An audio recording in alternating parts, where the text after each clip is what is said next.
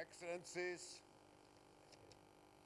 ladies, gentlemen, friends, welcome to the final session of this World Economic Forum in Africa 2010 edition. Before starting the session, I would like, on behalf of all of you, to express our condolences to the family and to the people of Nigeria, which has lost its president, Yara, who, as you know, passed away yesterday. I also would like to use this opportunity, President Kikwete, to thank you, to thank all the people who were involved yesterday for such a wonderful evening. I think we will never forget it.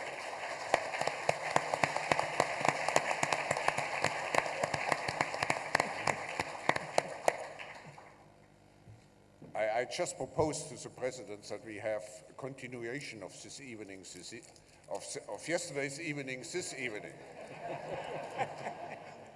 You're welcome. I don't have to introduce the participants of this panel. It's a great pleasure to have President Zuma also joining this final session. And of course, you have met on a number of occasions our co-chairs who performed so well in the last 36 hours. So what we want to do is to go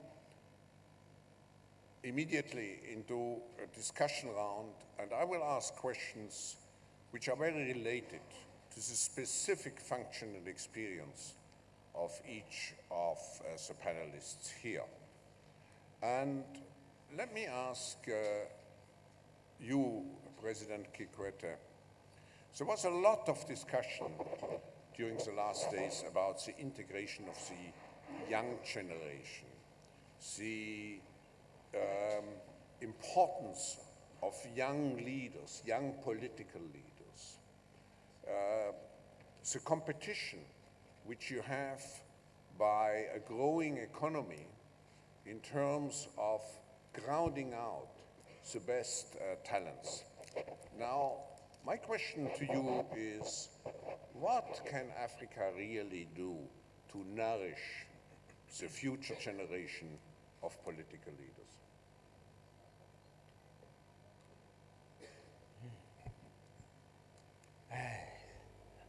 It's quite a question. What can Africa do to nourish the future generation of political leaders? One, for sure, there is no political school you can take them. I wish there was one where we can take them to study. I think one thing is for the existing political leadership to have faith in the younger generation, to have trust in them, to give them the opportunity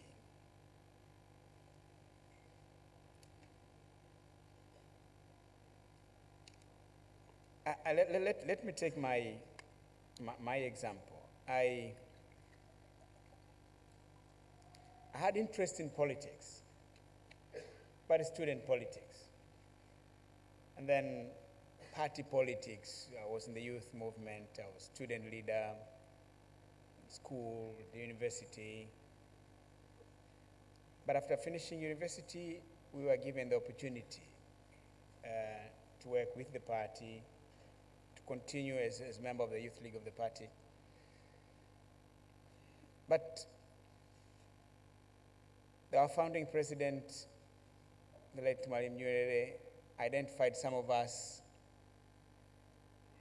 who were given the opportunity to work closely within the corridors of power, the main decision-making organs of the party. And in the process, we learned how things are done. So I think one important thing is for us in leadership is to give opportunity to our young men and women who have interest in politics, give them the opportunity, give them tasks. In the process, they learn the ABCs of leadership. And when we retire, then they will be ready to take over. Otherwise, there is no school where you can take them. It's only being given the opportunity. If I was not given the opportunity to exercise leadership at the levels that I can manage until I was able to be taken to higher levels, then became deputy minister, then minister, and then it ended up being president, I wouldn't have been here. So I think from my experience of being given the opportunity to exercise, to do tasks, to be trusted, to be entrusted with responsibilities. And in the process, you build the confidence, you build the capacities to be able to do better. This is all that I can say. Thank you, Mr. President. Maybe one day the time is ripe to create a kind of school of government, similar, African school of government, similar to what exists, for example, in the United States with the Kennedy School of Government. That's an idea for the future. And I know, looking at our Indian friend, India is going very much into this direction to develop world-class schools. Let me turn to President Zuma. No, but school of government, we are working on building that one. We are working on building that one. But I'm not sure if it's going to help us create the leaders. If it's a world-class school, certainly. It's world-class. We're working with some institutions in the UK to build that one. We have already identified land for the construction of this school of government. To be located where? Located about south of Dar es Salaam. We're located somewhere, a place we call Kuranga. We identify a piece of land. We're going to build a school there. We're at very high stage of development of constructing this school. President Zuma, there's a lot of discussion about global governance, and now Africa has found a voice in the world community also through the G20. And I was also impressed how Africa expressed itself in one voice, for example, in Copenhagen. Now, how do you see the future of this G20? Many people say the G20 was a very good instrument in order to fight the crisis, but will have difficulties to be a global design instrument for common policies. How do you see the G20, and how do you see let's say, the balance between the G20, which is a relatively exclusive group, compared to the General Assembly of the United Nations, which integrates everybody? Well, I think G20 is an important instrument, I think, for the global matters, not only economic matters. It does discuss other matters, like the one you mentioned, which was discussed in Copenhagen, the climate change, and other big issues.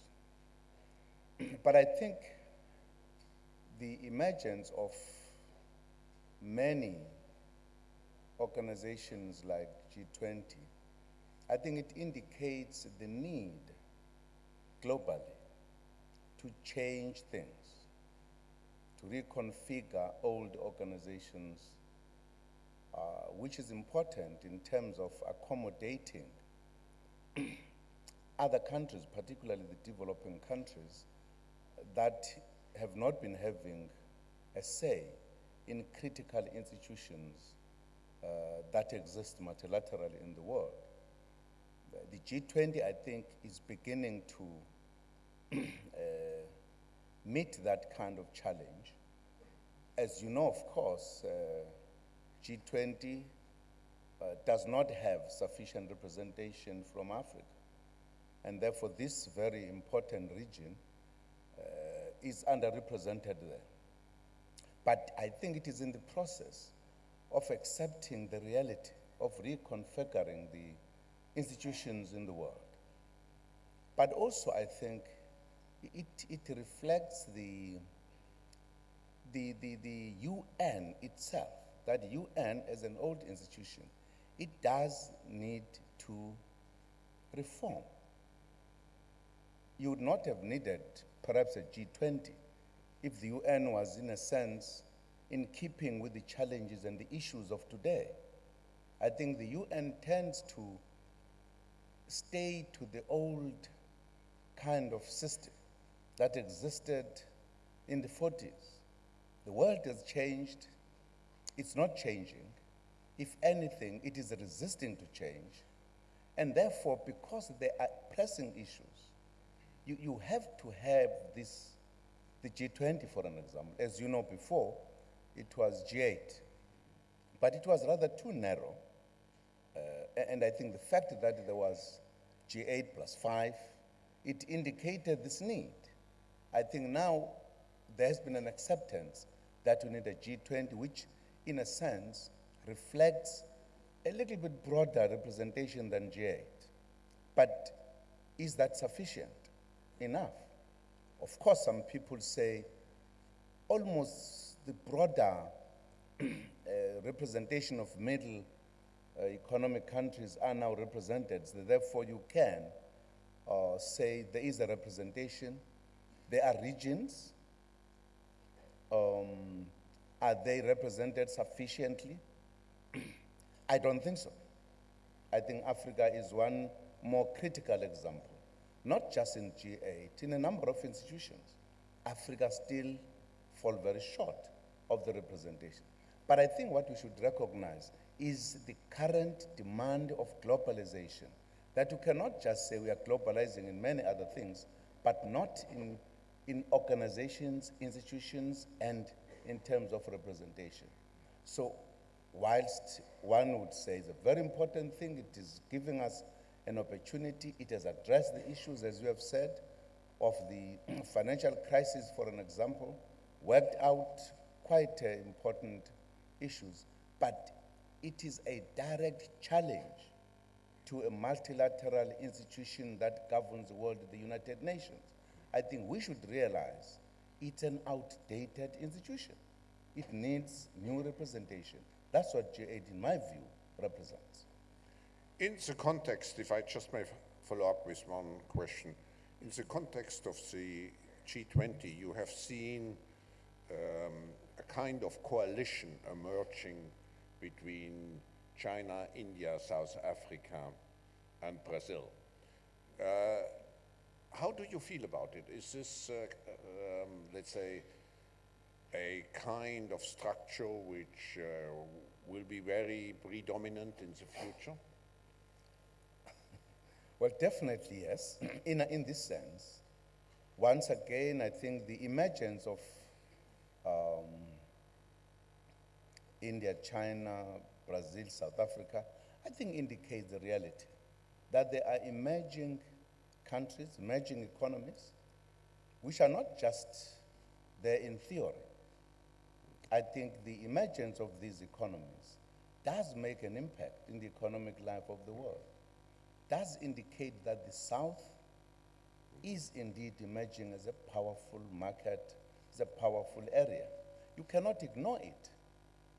Now, precisely because there is no space opened multilateral, you then have the kind of regional groupings coming in and emerging as important players in the economic life. I'm sure the markets, the economic activities in the South are growing, and you cannot ignore that. I think it is not correct to say the institutions, the manner in which the world looked like 30, 40 years ago will remain looking like that irrespective of the growing economic countries that I imagine.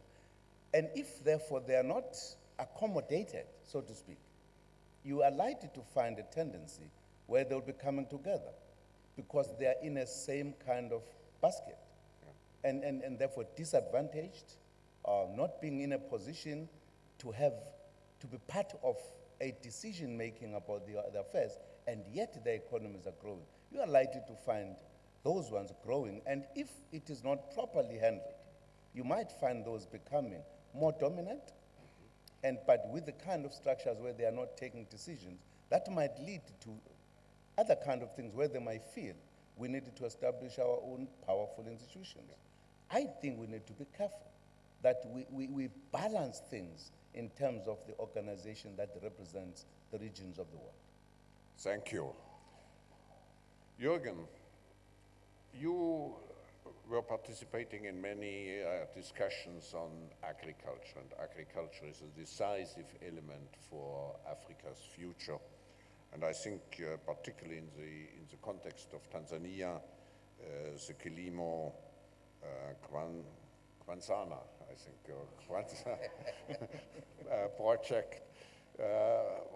What is your take-up now concerning the future of Africa's agriculture, concerning the relationship between agriculture and environment? I think this is a very important factor. What do you take home as learnings, and what is your advice to the? Firstly, I'm extremely pleased by the fact that agriculture is now center stage, not only in Africa but in the world. And as I'm a born and raised farmer myself, and heading up a company which are also then actively in aggregation, it's very important for me then to impressed to see the dedication that you have now in the African countries. And I had the pleasure of being together with President Kikwete in a workshop where we discussed leveraging public partner investments for African agriculture growth. And normally the presidents only give a speech and spend probably 10 minutes. He was sitting there for 2 hours, and he was really actively engaged, and he was able also then, together with his Minister for Agriculture, to drive this in, as you said, Klaus, along the Kilimo Kwanza, and we were able to then, together with local farmers, and 8 international companies have signed up and said that we want to drive a southern agriculture growth corridor for Tanzania. And it's extremely interesting to see that we could use this platform to really achieve something also which is real. And we will, President Kikwete, we will together show that this is possible.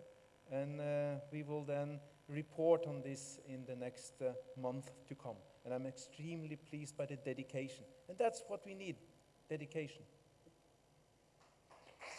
Thank you.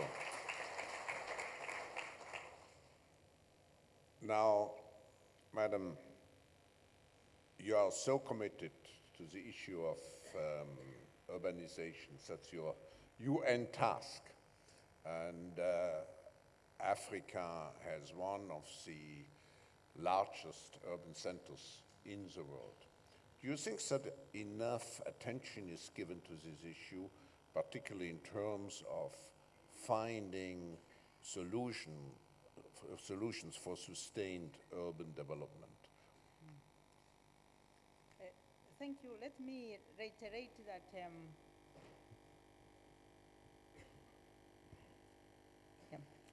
thank you, Professor Schwab. Let me reiterate that maybe to revisit what was said earlier, that Africa is a continent on the move.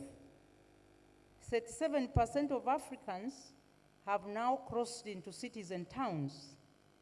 By 2030, Africa will no longer be a rural continent. 51% of Africans will be living in urban areas. So those really are the facts. And on that basis, my job in the United Nations, and President Zuma, you are aware of this, I was with you when we launched the African Ministerial Conference on Housing and Urban Development. We were hosting the conference in Durban. And really, as a United Nations, I would like to believe that we still have a life. Since the Deputy Secretary-General is sitting there, I hope that the institution is relevant.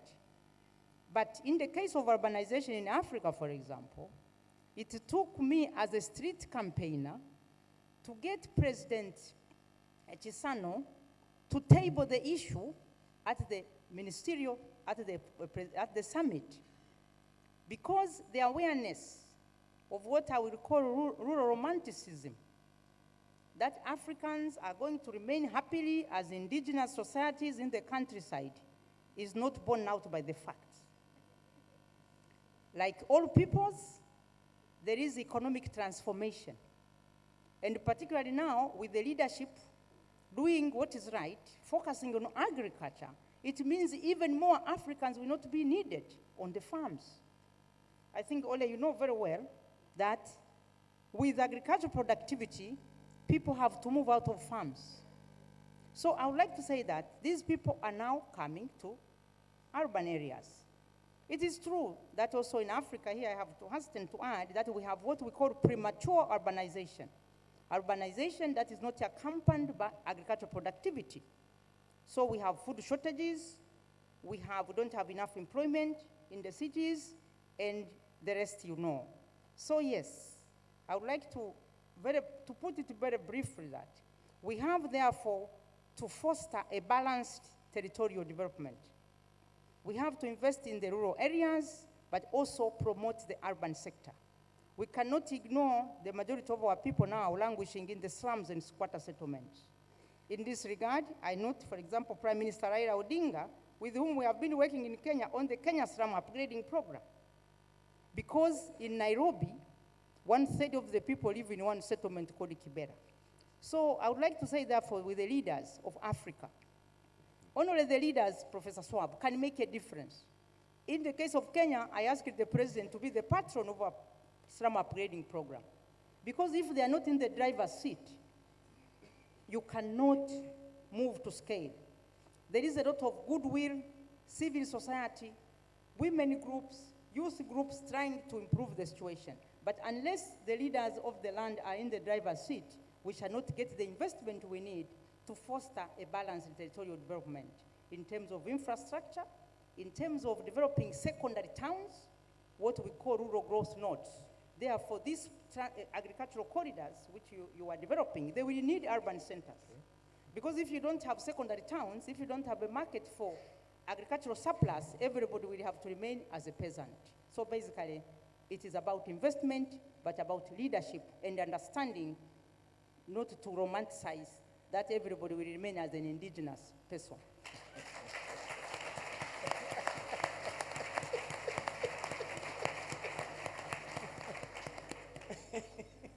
Now, Pat, energy is another critical element of development, and it's also in somewhere in the nexus of public and private efforts. How do you feel coming out now of the meeting? Do you feel there's a good balance in terms of public-private partnership? Do you think there's enough support to develop energy very fast here in Africa? What is your take home?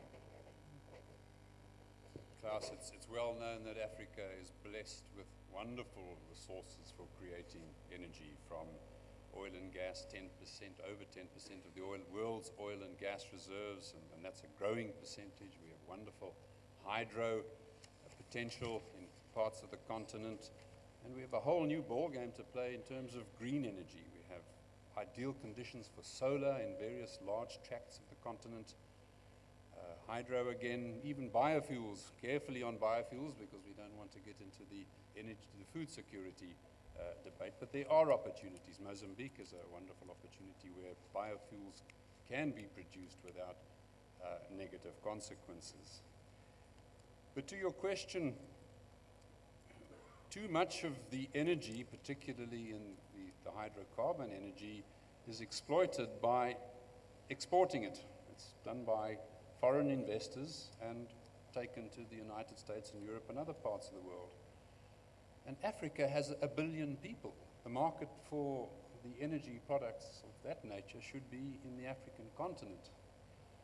And so the partnerships, some partnerships are hugely successful, but we need more of them.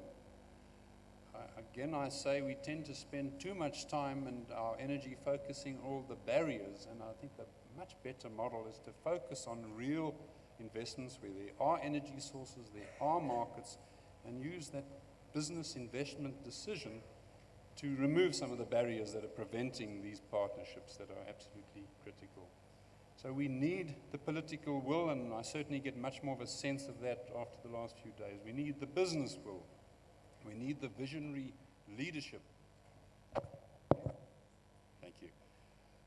We need that visionary leadership, and I'm very much encouraged to see how much of that visionary leadership we've seen from our presidents and other leaders in the last couple of days. But give business reasonable certainty, reasonable predictability, free us up to do that, and we will go after those investments. We need to do more things in these partnerships, Klaus. So that would be my plea, that we just get on and do more of this stuff. Which means that if the regulatory framework is right, you would see much more also foreign investments in the energy field. Is that correct? Yes, I do, but I think there's a chicken and the egg situation here. If there's the visionary leadership and the resources are there and the market is there, if one waits for the nth version of a regulatory framework, too much time is wasted. Go after the investment decision, and we have had examples of that, and the regulatory framework starts getting developed as we go along. And I think African companies should be leading the way. We as a single African company in the energy field spend over $2 billion a year, every year. And in many places there aren't appropriate regulatory frameworks, but we help create those by making the investment decision. Thank you.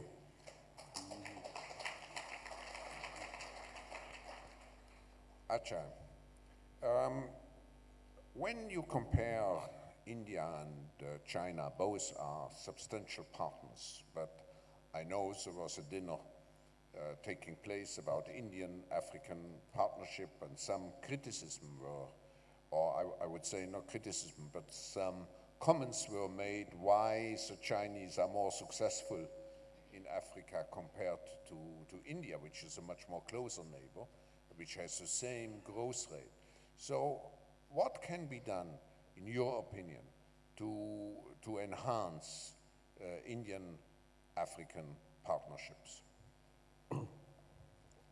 Well, actually, the thing that we were discussing that evening, which is a very interesting discussion, was that the key issue is that as far as China is concerned, the government of China is deeply involved in making a lot of the investments in Africa. And from India, it's the private companies that are actually coming in and doing a lot with Africa. But what was really felt was that various private companies from India must actually come and partner with Africans and make the difference, rather than just come and exploit the issues here. Now, the second point that was discussed was that in India still, there is lack of understanding of Africa. I think that's really where a lot of work needs to be done by organizations like CII and WEF, so that we can make Indian corporations to come and invest more and more with Africans and jointly develop the potential of Africa. Some of the areas that we really identified were areas like capacity building. Now, capacity building can be in the areas of creating the basic scientific and technical education capabilities. In addition to that, the idea was that we should look at vocational training as well, because that is what will create jobs. And lastly, India has taken quite a leadership position in ICT. can we bring all our experience, our knowledge to bear upon creating strategies with African governments so that they don't make the same mistakes we made earlier, and we actually help them leapfrog what we have actually done in that area. And lastly, if you look at transparency and governance, a lot of work has been done in India around e-governance. How can we bring the best practices, software, technology to actually work with various governments and help in that area? Thank you.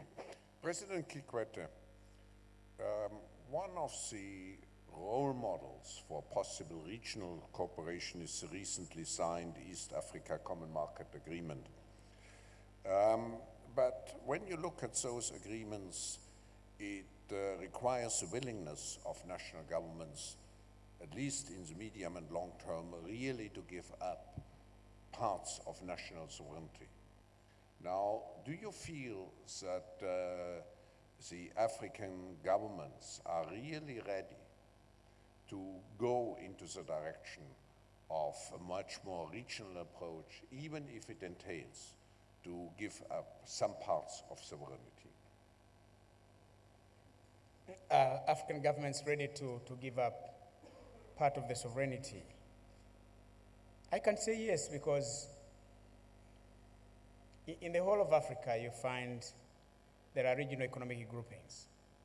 In West Africa, there is ECOWAS. There is one organization for Central Africa. There is another one for Southern Africa. We have one also for East Africa. And then we have one that cuts across the whole region from Egypt to some Eastern African countries and Central African and Southern African countries, COMESA. Of course, there isn't one for the Northern Africa. They had the Maghreb Union, but it's not functioning, probably because all these are oil-rich countries. They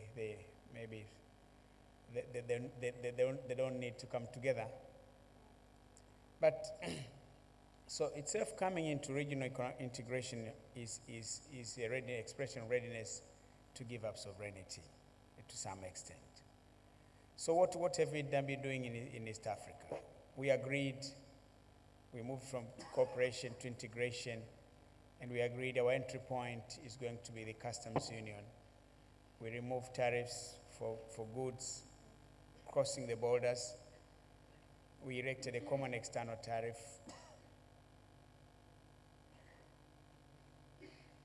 We have done that for 5 years. Now, beginning this January 1st this year, we have reached its apex. Now we have started towards the common market, where we are now discussing. The issue here is free movement of goods and services and rights of settlement and relocation. We agreed. So the fact that we agreed is itself a commitment to vest part of our sovereignty into this common entity. Of course, in the discussion,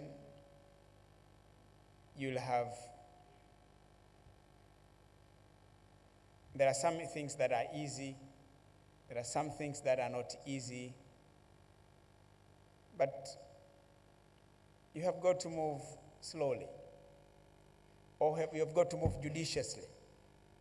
And this is, I think, the path that we have chosen in East Africa. Those that are easy to be implemented are the ones that we have started with. Those that need far more time for discussions are the ones that we continue to discuss. Because don't start with those that create a lot of disagreement, and then you may lose everything. So I don't see any evidence of refusal to lose sovereignty. I'm seeing a lot of commitment. It's the same way with Southern African Development Community, where there is now a discussion on moving into preferential trade area. Again, countries will lose part of their sovereignty to this community of theirs. West Africa, they've done a number of things in terms of movement of people across the borders. So I'm saying there is realization that regional integration is the way to go. And to attain regional integration, nations have to vest part of their sovereignty into that regional entity. And so far things are moving ahead. So it's very encouraging what you are saying, and also the policy first to do the easier things and to attack the more difficult things later. But I read recently a very interesting comment which says in the 20th century, patience was a virtue. In the 21st century, impatience is a virtue, which just expresses that things are moving so fast that you have to be always impatient in order to get things done. But let me ask the most important question. President Zuma, what do you expect from the forthcoming World Cup except that South Africa wins?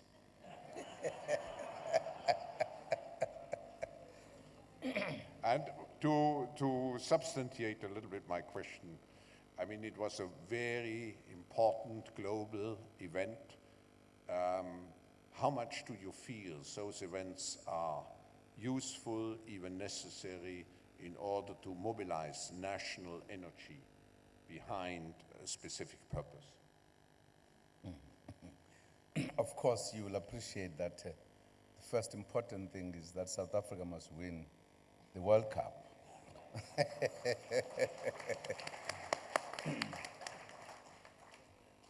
South Africa, together with our brothers and sisters in the continent, I think we've put something like 6 teams to ensure that the cup does not leave. If it falls through the cracks from South Africa, there are other countries ready. We want to keep it here. That's an important thing indeed. Well, firstly, the World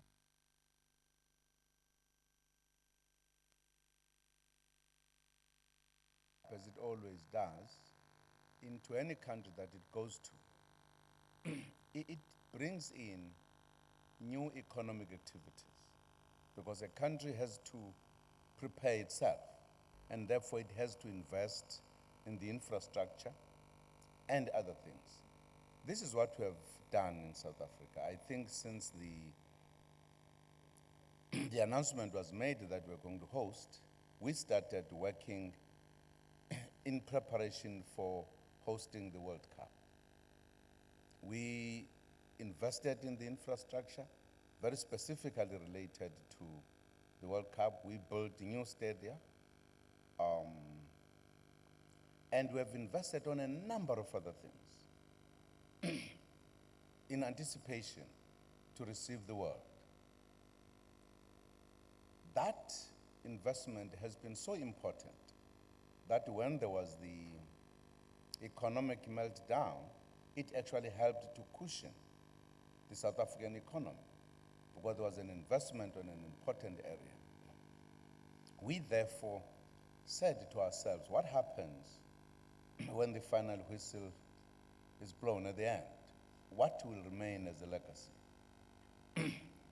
We have decided to ride on this wave by investing more on the general infrastructure that we wanted in any way to do. Part of it was already tired, and we believe that it will also help us to link with the region. So the infrastructure, which has been the bigger cry, has in fact been helped by the Soccer World Cup. We are better off than what we were before. So we believe that the World Cup will leave a very important economic legacy in our country. not just South Africa, I think even in the neighboring countries. So that's what we believe will remain within South Africa. But also, the World Cup, I think, has helped to expose those who have never come to Africa, to see that Africa is in fact ready to do anything that other countries can do in the world. You'll recall that when South Africa won the hosting of the Soccer World Cup, there were a lot of doubts and skepticism that was there. Can Africa host it? People believed Africa was not ready to do so. I think we've proved it. For point, we were ready 4 months before, ready to host it. And I think those who would come will certainly realize that Africa is not just the bushes and the mountains only. It's actually as good as some places in Europe. What I would want to say, taking advantage of your question, is actually to invite the world to come, to participate, to be part, to see how Africa is ready to do anything that can be done in any part of the world. And I'm sure that invitation will be honored, except that they will have to buy tickets so that they can enter the stadiums. Thank you. No, I think all those participants who have been at the meeting in Cape Town last year, when we were in the half-finished stadium, and there were still many questions, I think we have to congratulate the President and all the people involved for the tremendous work which has been done and the achievements, and we wish them certainly also the necessary success. Now, I will turn again to all of the panelists with the question, what should be now the message going out of this meeting to the world? But before addressing myself to the panelists here, I would like to integrate the audience. And I will do it, since the forum is a multi-stakeholder organization, I will do it with a very targeted approach. And I will, let me see, is there any global change maker in the room? Yes, can you give the microphone to one of those young people? What should be the message going out of this meeting? And identify yourself again, please. Thank you very much, Professor. My name is Alex Kamkama, and I'm a global change maker from Uganda.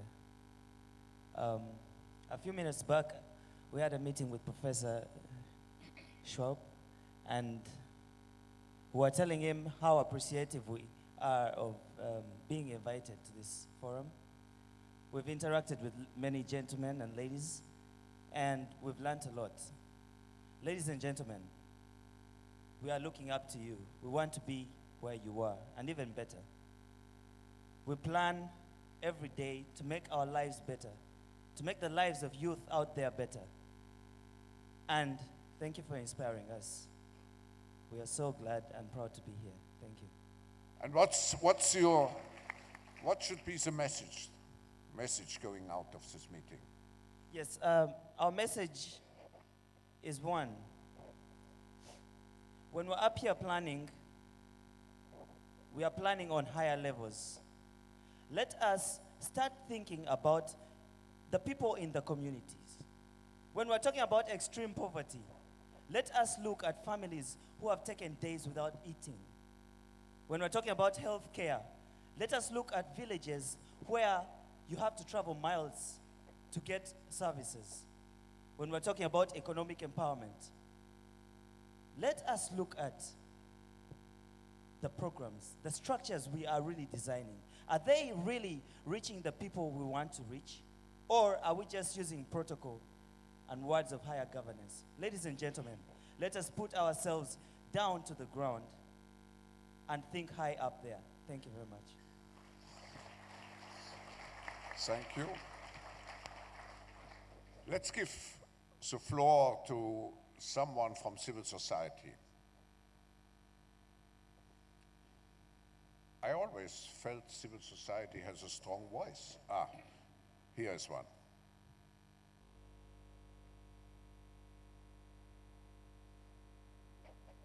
Thank you. My name is Moon. I'm a social entrepreneur from Kenya.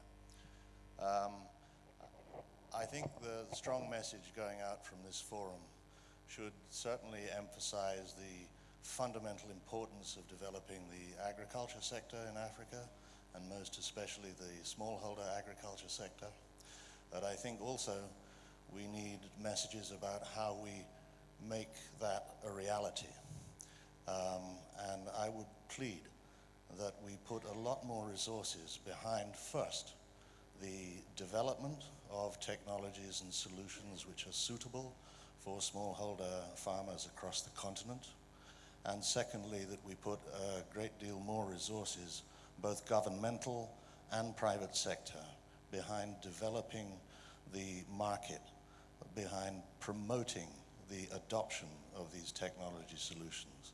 Then I believe that with those two things together, we can really mobilize the rural people of Africa to make much more productive use of the skills and assets that they already have within them. There's a huge reservoir of untapped and as yet immobile human and social capital waiting to be expressed there. Thank you. Thank you. Let's take an academic. Any voice? Yeah, over here. Good morning or afternoon. My name is Peter Bankole from Pan-African University in Nigeria. I believe the central message here is that we need quality education in Africa to help us understand very clearly that we need to trade amongst ourselves. We need to make Africa truly one and help ourselves first before others can help us. Thank you very much. Thank you. Any young global leader who would like? Yes, please. Hi, my name is Anand, and I'm a 2010 YGL. I think one of the messages that I think was coming back again and again is the notion of is Africa ready for change or not? And I think really the YGL discussions, as well as what we got to participate in the WEF summit, was around whether it is message of Julius Nyerere or other leaders who've inspired Tanzania a lot, around sort of being the change rather than expecting the change to happen somewhere else, and around picking small things that are within our circles of influence, whether it's technology or the political world. We had tons of YGL representation politically, social entrepreneurs, is to pick something within our zone of influence and be the change rather than wait for change to come from somewhere else. And so that theme was pretty resonant among the YGL discussions, I thought. Thank you. Let's take a women leader. Any women leader? Yes, please.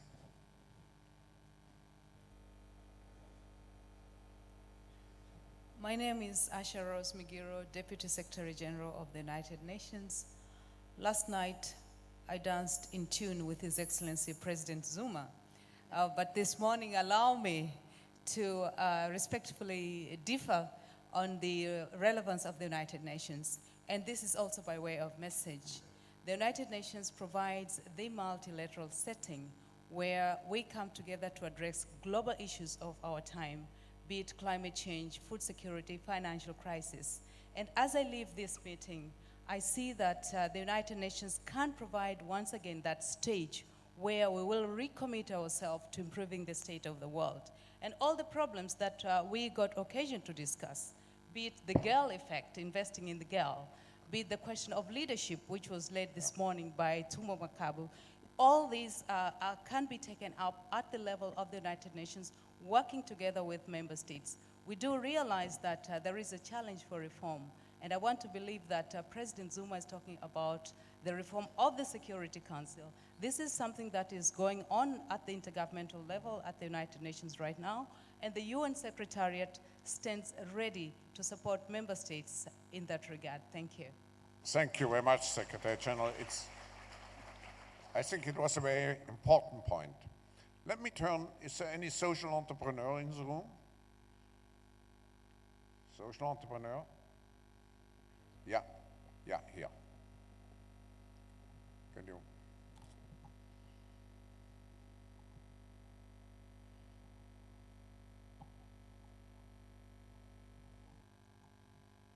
Hello, I'm Shona from South Africa. I just want to reiterate that we just do need, as Africans, to be the change we want to see. Thank you. Thank you.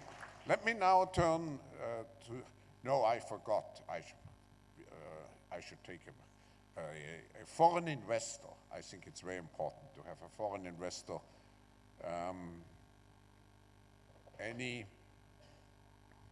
Yeah. Please stand up so you get the microphone. Sula Proxinos, International Housing Solutions. I'm a foreign investor in one sense, and I'm cheating a little because I'm actually South African in another sense, but I represent a group of foreign investors, all of whom have invested in Africa for the very first time through our fund. And what I think is really interesting is not only did they make the commitment to Africa, they made the commitment to residential, and they made the commitment to low and moderate income. So for me, what I think is really important is that if you can get the right message out there, even if there are a number of firsts at the same time, you can really attract foreign investors. And as we've been working with our foreign investors, who, by the way, have committed about $230 million to low and moderate income housing in South Africa, some percentage of which can go to the rest of Africa, they have continued to affirm their commitment that this was a good financial, and I stress financial because these are not philanthropic investors, financial investment, and they continue to use our platform and our meetings in South Africa as an opportunity to see what other opportunities there are in the country and on the continent. Thank you. Let me take maybe a last voice from the audience, a media leader. And no, I will finish with you. But a media leader, is there any media leader in the room? No? Any media leader? Yes, please. Yeah.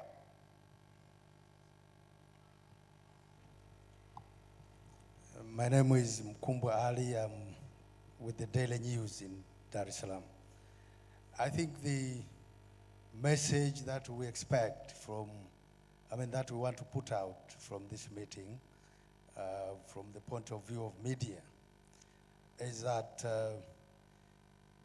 the discussions that have taken place in the last 3 days should lead to actionable plans that will move Africa a step further. So the next meeting should not be repeating what we have discussed here in this forum. Thank you.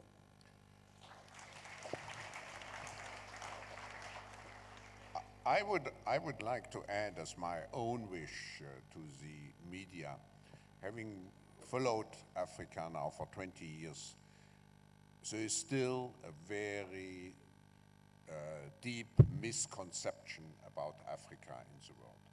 And I think the media have a great responsibility to highlight the progress which has been made and the potential of this continent. So that would be my wish to the media.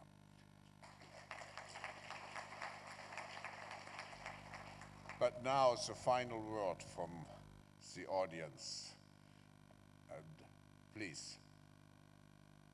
Asa. Yeah. Here it comes.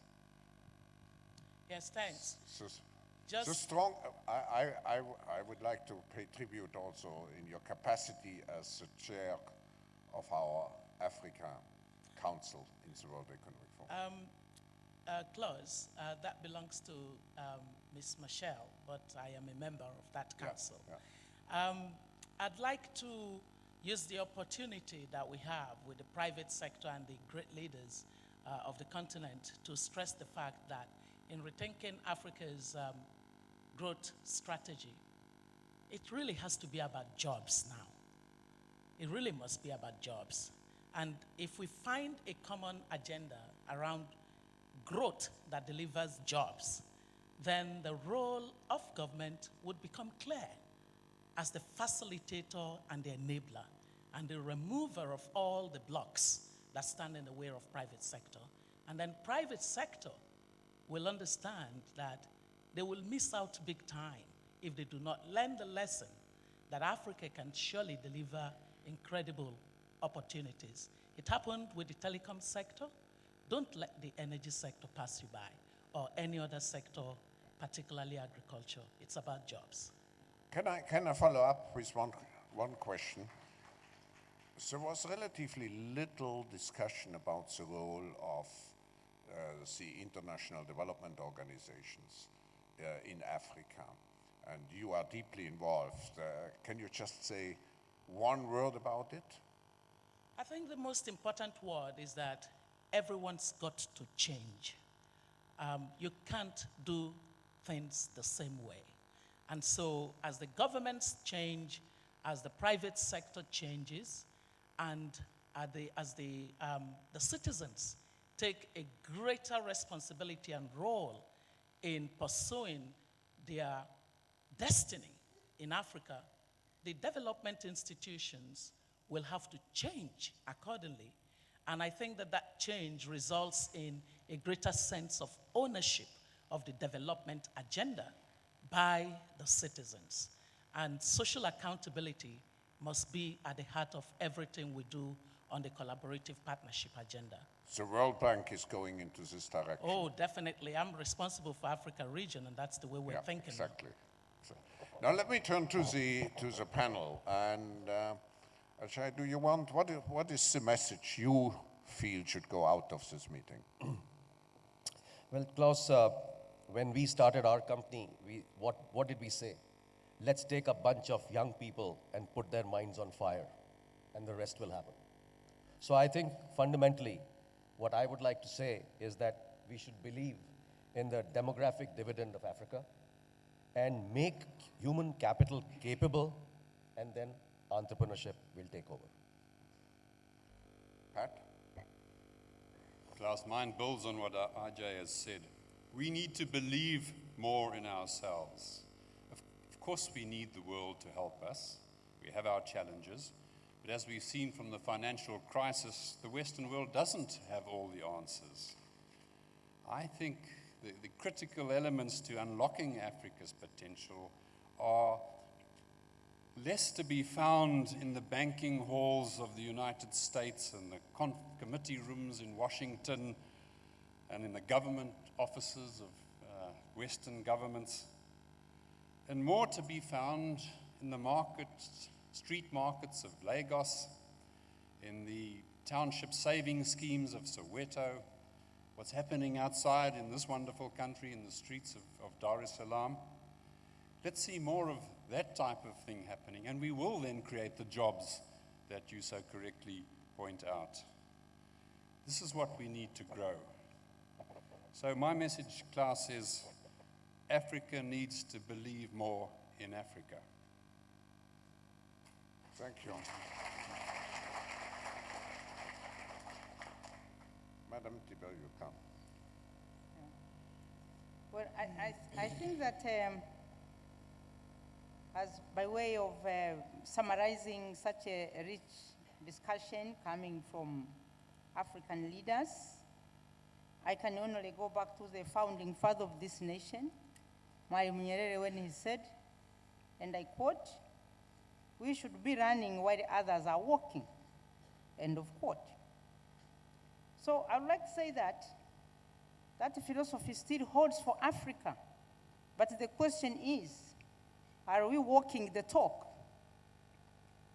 I doubt it. I would like to say that as Africans, we must realize that actually we have been crawling while the others are running. So Mwalimu's advice to us, we shall have to put our act together so that we run, and we have to run because we are left behind while others are walking. And that will not happen unless we have a change, a mindset has to change. Africa cannot afford to have half of its population called women not fully utilized. Neither can Africa afford to have 60% of its young people left behind. So I would like to say that we have to develop an all hands on deck mentality, that there is a role to be played by everybody. And again, to remember what Mwalimu said, and I quote again, it can be done, you play your part. So on that note, let me also congratulate President Kikwete and you, Professor Sob, for the courage of bringing this conference to Dar es Salaam. But it is clear that when everybody has played their part, here we are. Speaking from the United Nations, I would like to say that we are prepared to make our value addition, and that is basically to call a spade, sometimes to name and shame when things are not proper. So I would like to emphasize that empowerment, enablement, and I think the Mkumbwa Ali was right, and I would like to concur with you to say, in the final analysis, it is the ability for follow-up and follow-through. It is about local action for global goals or regional goals. Thank you.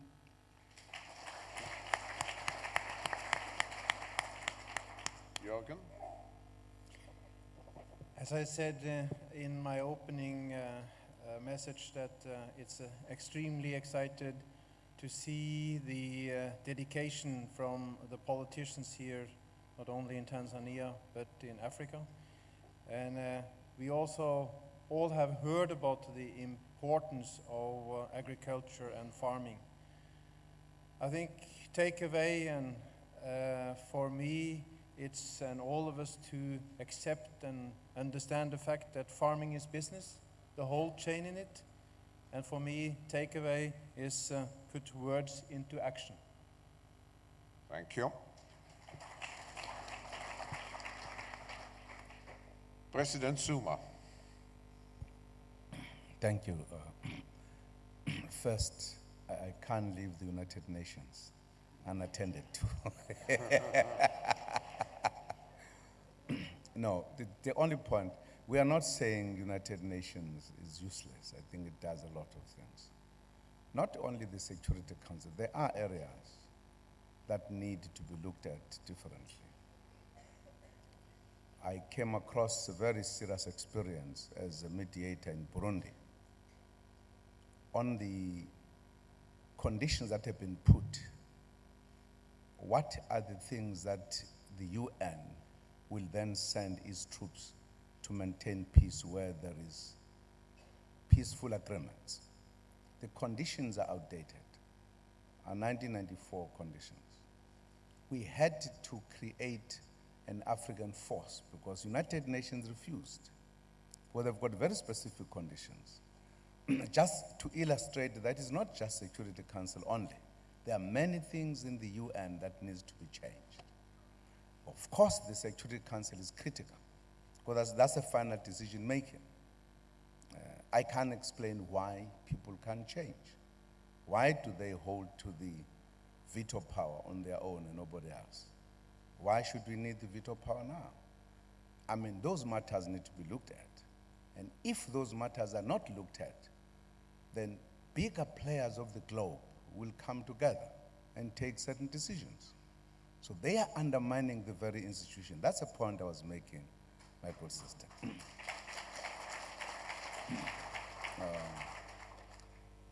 Finally, Professor, I would want to say to those who are coming from out of Africa, Africa is a destination for investment, is a future regional globe for doing business. We have 1 billion people who need to be unlocked. And I think Africa has such a potential that if I was an investor out there, this would be the time to come in, to invest, because in a short space of time, Africa is going to be the place for doing business globally. But I would like to say to ourselves as Africans, and echo what my brother was saying, let us believe in ourselves. Let us do things that we believe are difficult to do. Simple matter of opening the borders to ourselves so that we can trade. We prefer, as different countries, big, medium, and small, to trade with other regions outside of the continent, not with ourselves, and therefore disadvantage us on the very things that we do. I think we should have faith to ourselves and do business with ourselves. We must agree that we need to lay the infrastructure that connects Africa to itself. We can do better. In fact, if we did so, I am convinced we will not have to call for foreign direct investment. It will come on its own, because that will create a favorable environment for us to be active economically. Thank you.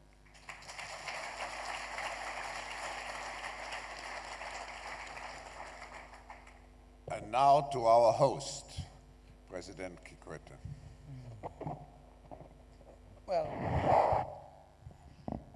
once again, Professor, let me thank you on behalf of the people of Tanzania for having trust in us and for giving us this huge task. At the beginning, it looked impossible, but I'm always an optimist.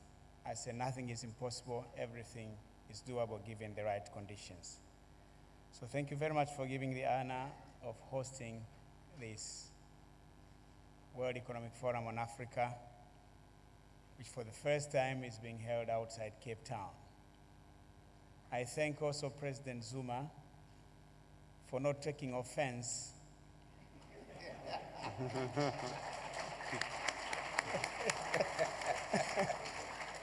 for not taking offense that this World Economic Forum that from birth has been taking place in Cape Town for the first time has moved out of Cape Town. And I'm so happy that you are coming here and attending from the very first day to this last minute is an assurance that you have been supportive, and indeed you have been supportive, because if you had not been supportive, it would have been very difficult for Professor Schwab to move the World Economic Forum meeting from Cape Town to Dar es Salaam. So that's all we thank you.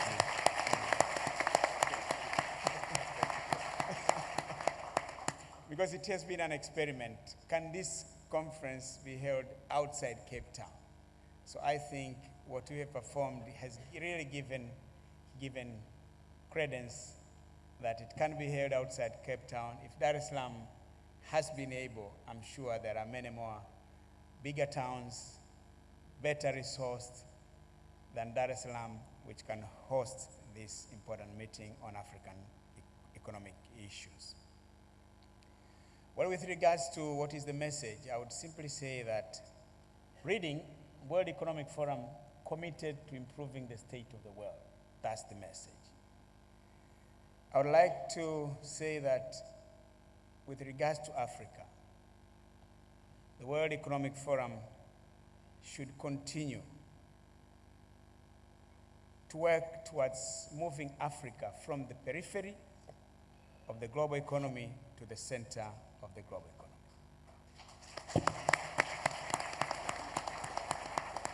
Because if there is any predicament to Africa's development, is this particular state of affairs. Africa is the periphery of the global economy. It cannot be left to continue this way. Africa has the least share of world trade. 3.5% of global merchandise export is from Africa. 3.5% only. Africa has the least share of FDI flows, 0.96. Africa is not integrated to the global financial markets. Well, it helped us during the global financial crisis because we are not integrated, so we were least affected. But we cannot continue to be outside, to be left out of the global financial markets. Africa is not integrated into the global super information highway. Maybe you don't know, but the whole of eastern coast of Africa was not connected to the submarine optic fiber network. It was only last year that the cable landed Dar es Salaam, Maputo, Mombasa, Djibouti. So if you're not connected to this, all our connections have been through the satellite, and it has been so difficult. But if you're not connected, then you are left out of the ICT-based global economic developments. Africa remains predominantly primary producers and importers of industrial goods. My late professor of economics at the University of Dar es Salaam once said, "We produce what we don't consume and consume what we don't produce." This is the state of the African economy. It cannot be left to continue this way. So we look forward to these meetings of the World Economic Forum to be catalysts, to move Africa from the periphery to the center of the global economy so that all of us can benefit equitably in this planet which we all call home. Thank you, Professor. Thank you. Thank you.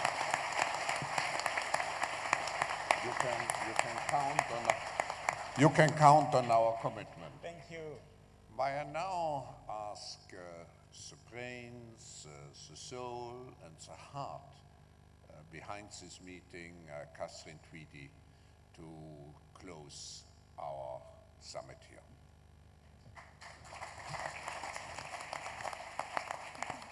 Thank you, Professor Schwab. I'll be very brief. Well, it certainly has been a fruitful few days together, and I can safely say that our first, and certainly not last, summit in East Africa has been a great success. And the results have been tangible. Among the many examples, an historic session on Zimbabwe yesterday, the new alliance of global companies who have come together and formally committed to support the government of Tanzania in its Kilimo Kwanza agriculture initiative, to the establishment of a new $20,000 fund by our young global leaders to finance solar lamp entrepreneurs in expanding their businesses. This meeting has been about making change happen, and I think, as someone said earlier, about being the change. I hope that all of you have found the sessions and discussions and unexpected moments not only productive but inspiring. And I would like to take this moment to thank the many people who've played an important role in bringing all the pieces together. A sincere thank you, Your Excellency, President Kikwete, the government of Tanzania, for your support, and again a congratulations on hosting a spectacular cultural soiree at State House last night.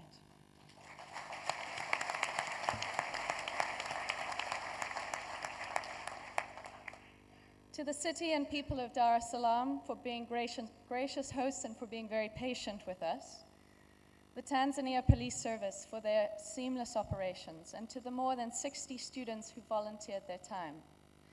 To our co-chairs, thank you for being the ambassadors for this meeting. We greatly appreciate the financial support and contributions from our strategic and regional partners. To Publicis Live for operations and logistics. It is always a feat of wonder for me to see what you create. In particular, a very special thank you to the Africa Summit team, my colleagues, from the World Economic Forum, whose passion and commitment and minute attention to detail have made this meeting happen. Now, thinking forward, we are delighted to announce that next year's summit will return to Cape Town, thanks to the strong support of His Excellency President Zuma and the South African government.